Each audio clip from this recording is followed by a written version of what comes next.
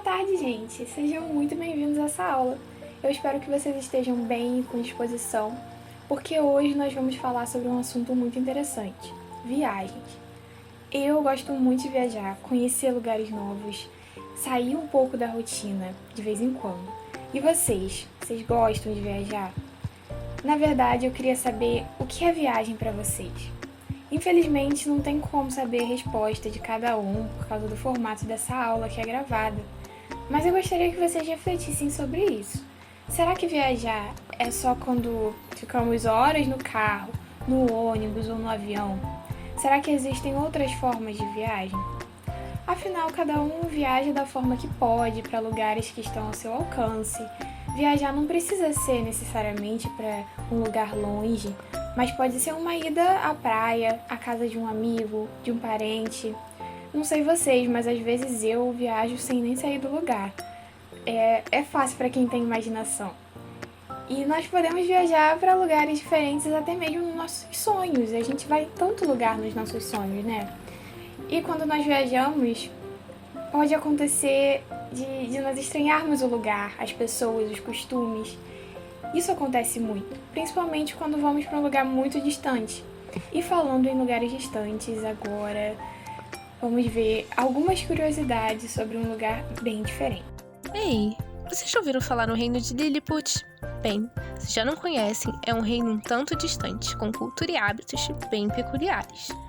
Vou contar 6 curiosidades sobre esse reino diferentão que talvez possa deixá-los de cabelo em pé. A curiosidade número 1 é que em Lilliput o máximo que as árvores chegam é até 7 pés de altura, mais ou menos a medida de um jogador de basquete, pouco mais de 2 metros. Porém, todos os outros vegetais não chegam a essa mesma proporção. Curiosidade número 2, a população tem estatura inferior a 6 polegadas. Sim, enquanto as árvores podem ter tamanhos comparados aos de jogadores de basquete, os liliputianos não chegam nem mesmo ao tamanho de um telefone celular. Curiosidade número 3, eles não escrevem nem da direita para a esquerda, nem da esquerda para a direita, nem de baixo para cima e nem de cima para baixo, mas através do papel, ou seja, na diagonal. Curiosidade número 4.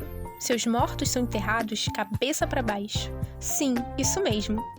Isso porque os liliputianos acreditam que passadas 11.000 luas todos ressuscitarão. E como na visão deles a Terra é achatada e o mundo dá várias voltas, esperam que quando isso acontecer, todos estejam de pé.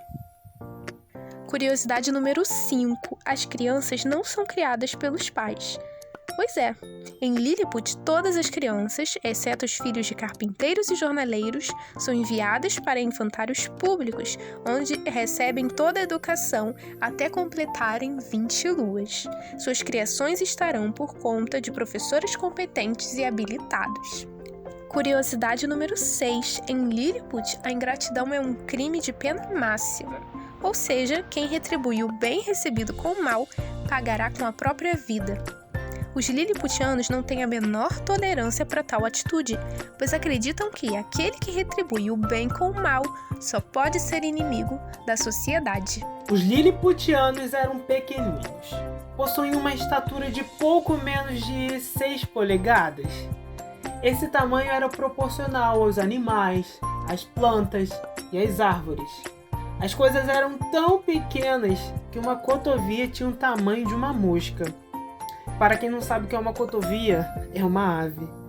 E as árvores de maior porte tinham 7 pés de altura, o que dá pouco mais de 2 metros.